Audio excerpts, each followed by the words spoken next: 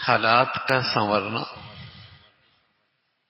تکالیف سے نجات، مصائب اور پریشانیوں سے حفاظت،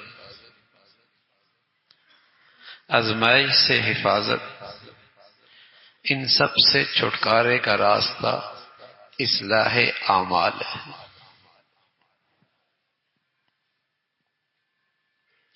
یہ اللہ کا علم ہے، رسولوں کے پاس آیا، اور یہ علم ہے مسلمانوں کے لیے خاص، کہ اگر تم نے اپنے حالات سنوارنے ہیں تو اپنے اعمال سنوارو۔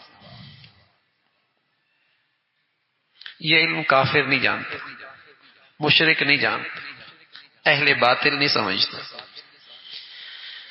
عقل پرست کو یہ بات سمجھ میں نہیں آتی، مادیت کے پجاری کو یہ باتیں سمجھ میں نہیں آتی،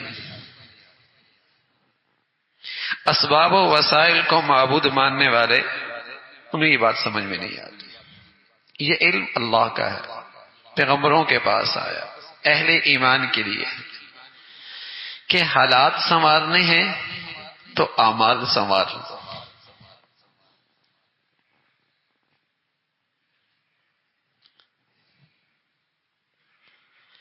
مصیبت سے نکلنے کی صحیح تدبیر، مصیبت سے نکلنے کی صحیح تدبیر، پریشانی سے نجات، آزمائش سے چھٹکارا، اس کا صحیح راستہ اپنا عمل ٹھیک کرنا۔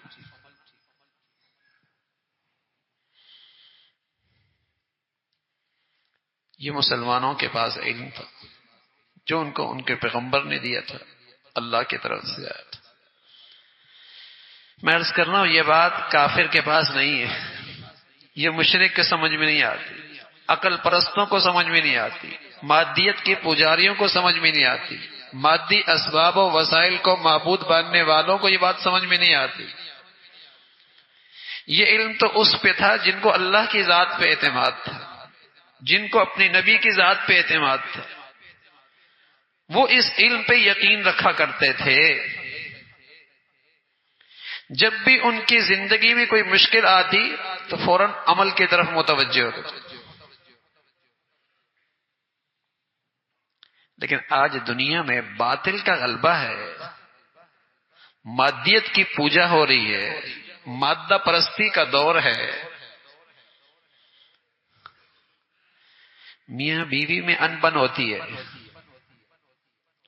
تو عمل کی طرف توجہ نہیں جاتی،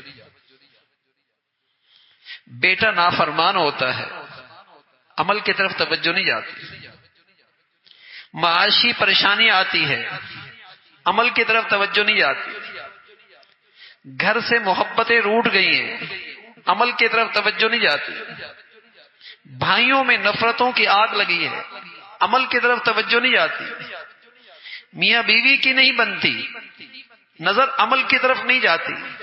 ہم محفلوں میں مجلسوں میں حالات کا رونا روتے ہیں لیکن اصلاح اعمال کا تذکرہ نہیں ہوتا۔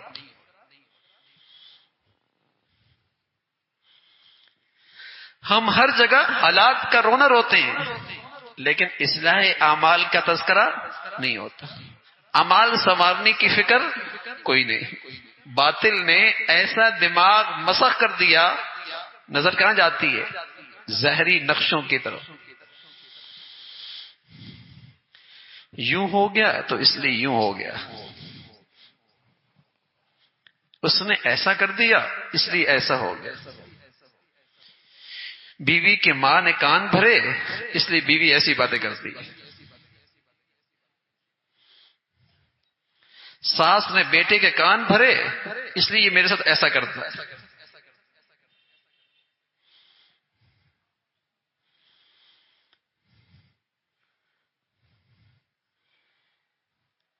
ادھر تک نظر جاتی ہے، یہ تو نظر جاتی ہی نہیں نا کہ فجر جو نہیں ہو رہی، یہ تو نظر جاتی ہی نہیں نا کہ ہمارے گھر میں لقمہ حرام جو آ رہا ہے، یہ تو نظر جاتی ہی نہیں نا جو بے پردگی کی نحوست ہے اس کا ریئیکشن بھی تو ہوگا، یہ تو نظر جاتی ہی نہیں نا کہ جو گھر میں غیبت اور بدگمانیاں ہیں اس کی بھی تو نحوست ہوگی۔ اصلاح اعمال کی طرف نظر جاتی نہیں،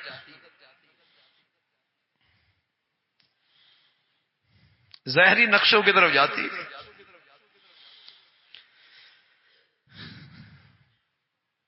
معاش کا مسئلہ ہے، حالات جو ایسے ہیں، ادھر تو جاتا ہی نہیں نا بات کہ جو خیانت ہو رہی ہے، جو جھوٹ بیانی ہو رہی ہے، جو ملاوٹ ہو رہی ہے، جو غلط بیانی ہو رہی ہے، آج بازاروں میں اس کی بھی تو نحوست ہو سکتی ہے۔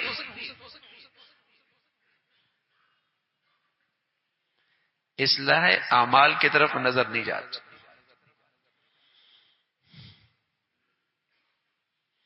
حالانکہ یہ مسلمانوں کے پاس اللہ کی طرف سے بھیجا ہوا علم تھا کہ حالات بگڑے ہیں، نجی یا قومی، اعمال سنوارو۔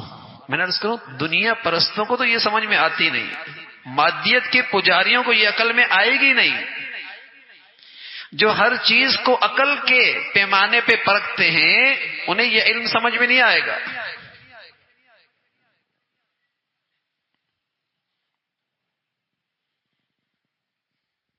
انہیں یہ سمجھ میں نہیں آئے۔ ایک شخص آیا حضور علیہ الصلوۃ والسلام کی خدمت میں، کہنے لگا یا رسول اللہ احب ان یوسع لی رزقی، میں چاہتا ہوں میری معاشی حالت ٹھیک ہو جائے، میری معاشی حالت ٹھیک ہو جائے۔ سنیے اللہ کے نبی کیا کہتے ہیں، کہنے لگا یا رسول اللہ احب ان یوسع لی رزقی، میں چاہتا ہوں میری معاشی حالت ٹھیک ہو جائے۔ آج کے تو کوئی یہ مادیت کا پجاری تو یہ سمجھتا نا کہ آپ فرماتے ہیں یہ کاروبار شروع کر دو، ایک دکان اور کھول لو، تھوڑے سے اسباب وسائل تجارت کے بڑھا لو، اسے تجارتی کاروباری ٹپس دیتا نا تو ایسا کر لینا۔ اللہ کے نبی کیا کہنے لگے، دم علی الطہارہ حتی یوسع لک رزقک، طہارت کی زندگی گزارو، گناہوں کی نجاست بھی نہ ہو اور باوضو بھی رہا کرو، گناہوں کی نجاست بھی زندگی میں نہ ہو اور باوضو بھی رہا کرو، معاشی تنگی کبھی نہیں آئے گی۔